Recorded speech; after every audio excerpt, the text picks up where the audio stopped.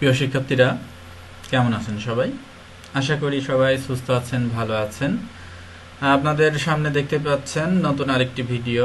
এখানে আমার নামটি লেখা 3D মোডে। আপনাদের আজকে দেখাবো 3D টেক্সটের ব্যবহার, অর্থাৎ কিভাবে আপনারা এইরকম 3D টেক্সট তৈরি করবেন সেটি আজকে আপনাদের দেখাবো।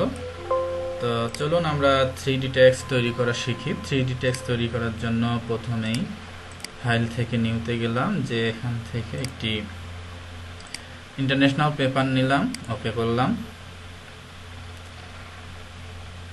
এটাকে একটু ঘুরায় নেব জাস্ট আমার কাজের সুবিধার্থে। এই যে ঘুরায় নিলাম। ঘুরায় নেওয়ার পরে এখানে আমরা লিখি, টিতে ক্লিক দিলাম। এখানে নীল কালার দেখতে পাচ্ছেন আছে, এটি দিয়ে আপাতত আমি লিখি। এখানে আমি লিখব, বাংলা পড়া আছে, একটু ইংরেজি করে নিই। ইংলিশে আছে, এখানে যে সুতো নিয়মদের কারণে বাংলা আসছে, এটাকে আমি ইংলিশে কনভার্ট করে আমরা কাজ শুরু করি। চলেন এটাই করি। এখানে লিখলাম 3, এখানে লিখলাম ডি। এই শুধু এইটুকু লিখে আপনাদের আমি এখন ডিজাইন করে দেখাবো, বেশি কিছু লিখছি না, যাতে আপনারা কাজটা বুঝতে পারলে হলো। আপনাদের যা লিখতে মন চায় সব লিখে নেবেন। এই টেক্সটটা অলরেডি কিন্তু 3D মোডেই করা, যেটি নিলাম আমি। এই টেক্সট বাদে আপনি এমনি নর্মাল টেক্সট দিয়েও এই কাজটি করতে পারেন। চলেন সেটাও দেখাই আপনাদেরকে। আমি এখান থেকে আপনার এরিয়ালটা নিচ্ছি। এইটি কিন্তু একদম নর্মাল একটি টেক্সট। দেখেন এটাতে 3D করলে আপনারা ইফেক্টগুলো বুঝতে পারবেন। তো এখান থেকে 3D করার জন্য লেখাটাকে সিলেকশন করলাম। করার পরে এখান থেকে আমরা 3Dর কাজ করব। তো 3D করার জন্য এখানে আমি প্রোগ্রামটাকে আগে সেট করে নিই। এসেনশিয়াল, রিসেট এসেনশিয়াল করলাম। দেখেন স্বাভাবিক মোডে আছে। টেক্সটে ক্লিক দিলাম। দেওয়ার পরে এই ডান পাশে ভালো করে লক্ষ্য করেন, রাইট বাটনে ক্লিক করলাম। করার পরে new 3D extension from selected layer click করলাম। ভালো করে বুঝতে হবে, লোডিং হচ্ছে, একটু অপেক্ষা করা লাগবে। লোডিং শেষ হলে এটি চলে আসবে। অলরেডি দেখেন চমৎকার একটি 3D ডিজাইন তৈরি হয়ে গেল। এই 3Dকে এবার আমরা বিভিন্নভাবে ঘোরাতে পারবো। আপনাদের মনোযোগ সহকারে বুঝতে হবে যে কাজটি কিভাবে করব। এখানে দেখেন একটা একটা রাউন্ড মতো শেপ আসছে। এটাকে যদি আমি মাউসের লেফট বাটন চাপ দিয়ে ধরে ঘোরাই, এই লেখাটি আমার বাম ডান উপর নিচে বিভিন্ন দিকে ঘুরছে। এর মাধ্যমে আপনারা সহজেই 3Dতে রূপান্তর করতে পারবেন যে কোনো লেখাকে, আপনার যে দিক থেকে খুশি। তো আমি লেখাটাকে মোটামুটি একটা অ্যাঙ্গেলে রাখবো। এরকম একটা অ্যাঙ্গেল আমি রাখলাম, যাতে করে মনে হয়েছে না এটা 3D। আপনি চাইলে এরকম রাখতে পারেন। এইভাবে রাখলাম। রাখার পরে এখানে ডান পাশে একটু ভালো করে লক্ষ্য করেন, এখানে অপশন আছে 3D, লেয়ার্স, চ্যানেল। এই তিনটে অপশন খুব ভালো মতো বুঝতে হবে। এইগুলো কিন্তু এখন দেখেন এখানে এসেনশিয়াল মোড বাদ দিয়ে 3D মোড চলে আসছে। এগুলো কিন্তু অটোমেটিক আসবে যেহেতু 3D অ্যাক্টিভ করলাম। তো এখান থেকে আমি যদি 3D অপশনে যাই, দেখেন 3Dর মধ্যে এইখানে অনেকগুলো লেয়ার তৈরি হয়ে গেছে ইতিমধ্যেই। তো এই লেয়ার থেকে যদি আমি ডিফল্ট ক্যামেরাতে চাপ দিই, একদম লাস্টে খেয়াল করেন ডিফল্ট ক্যামেরা, এটি স্বাভাবিক প্রথম অবস্থায় ফেরত চলে আসলো, আবার লোডিং হচ্ছে।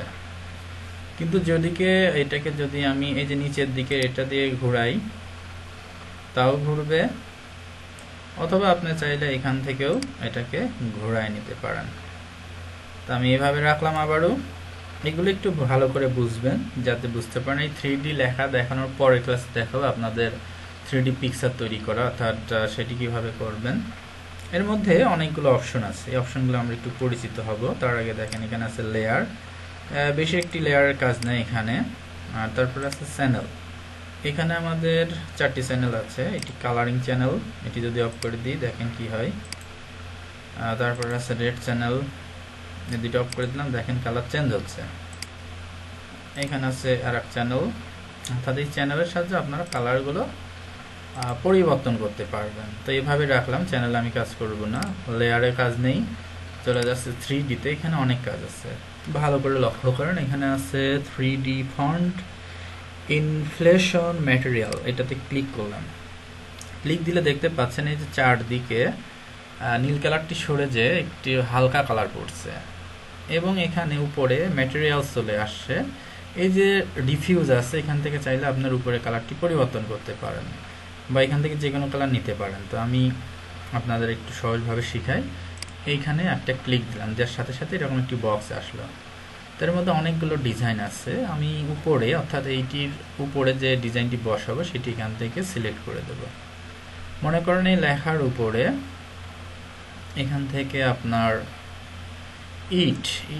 ইটটা সামনে দিই, ডিজাইনটি একটু ভিন্নভাবে করতে চাচ্ছি। এই ডিজাইনটি ক্লিক করলাম, দেখেন লোডিং হচ্ছে, ডিজাইনটি সামনে চলে আসলো।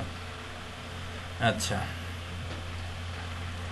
তো এখানে কিন্তু আপনার লেখা আছে inflation material font, 3D font, তারপরে আছে 3D ফন্ট বিহেভেবল ম্যাটেরিয়াল। এগুলো দেখাবো আস্তে আস্তে। সামনে এটা চলে আসলে সামনের ডিজাইনটাকে আপনার অন্য চাইলে আপনি ইটের ডিজাইন করতে পারেন, যেটি আমি এদের দিতে চেয়ে দিইনি।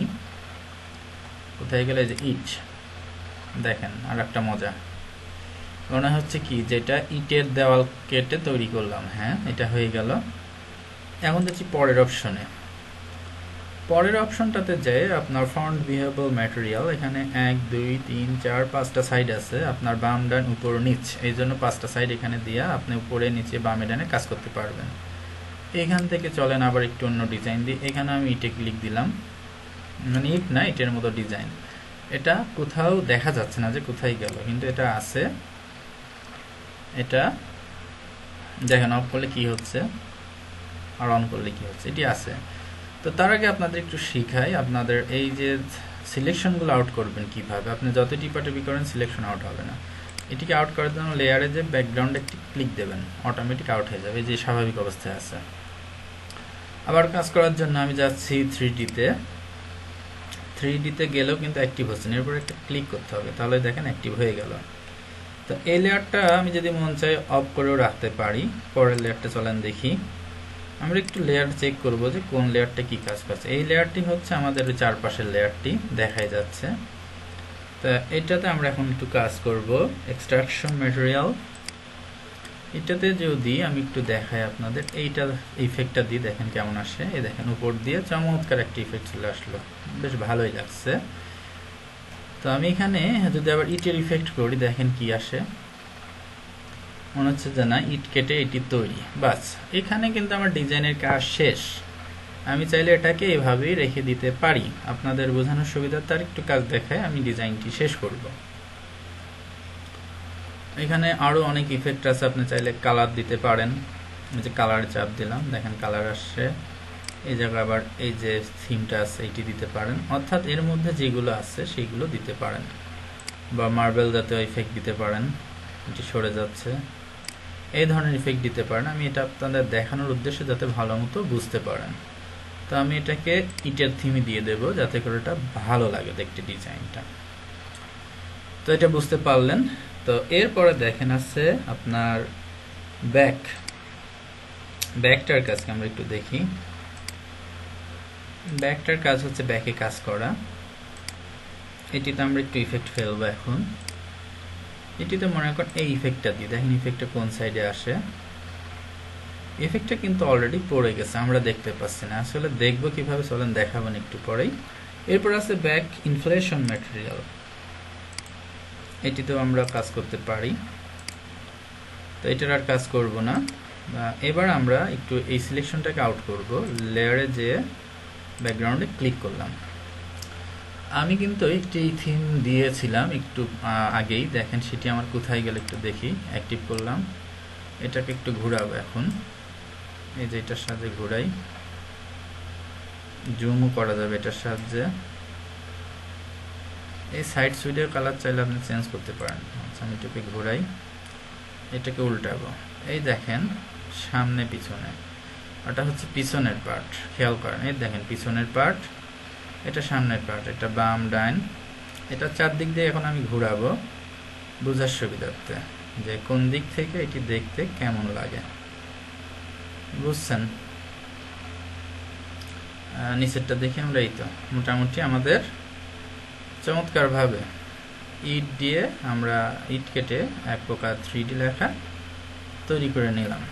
তো এইভাবে আপনারা খুব সহজেই আপনাদের নাম লিখতে পারেন বা এই ধরনের 3D ডিজাইন তৈরি করতে পারেন। এইভাবে রেখে দিলেও হবে, তাহলে মনে হচ্ছে যে না শুধু ইট কেটেই তৈরি। আপনার যেভাবে দেখতে ভালো লাগে আপনি সেইভাবে এটিকে রেখে এক্সিট করবেন। আমি এটাকে একটু সোজা করে দিই, এইভাবে একটু রাখলাম, ঘোরাই দিই, রেখে এটাকে আউট করবো। আউট করার জন্য ব্যাকগ্রাউন্ডে যে ক্লিক করে দিলাম, হয়ে গেল চমৎকার 3D লেখা। তো প্রিয় শিক্ষার্থীরা, আশা করি আপনারা বুঝতে পারলেন যে আপনারা কিভাবে 3D লেখা তৈরি করবেন। এটাকে এখনো ফাইলে যে আমি সেভ করে আপনাদের দেখাই, যেটা আসলে সেভ হয় কিনা। আরেকটি কাজ আপনাদের দেখাইনি, পরে সেভ করি। আপনি চাইলে ব্যাকগ্রাউন্ড কালারটিও চেঞ্জ করে দিতে পারেন।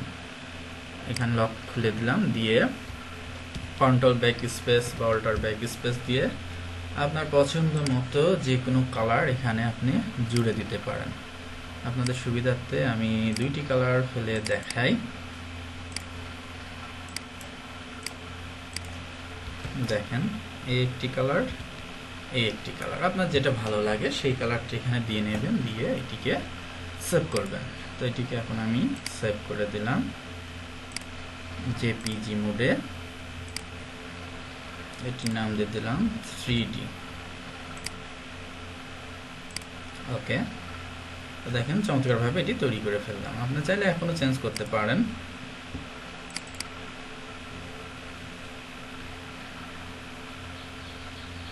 তো জুম করি, দেখেন কি রেজুলেশন, কত সুন্দর ক্লিয়ার। বুঝতেই পাচ্ছেন কত চমৎকারভাবে ডিজাইনগুলো করা যায়। আপনারা বাসায় বসে করবেন এবং গ্রুপে পোস্ট করবেন। আজকের ভিডিও এখানে শেষ করছি। ধন্যবাদ।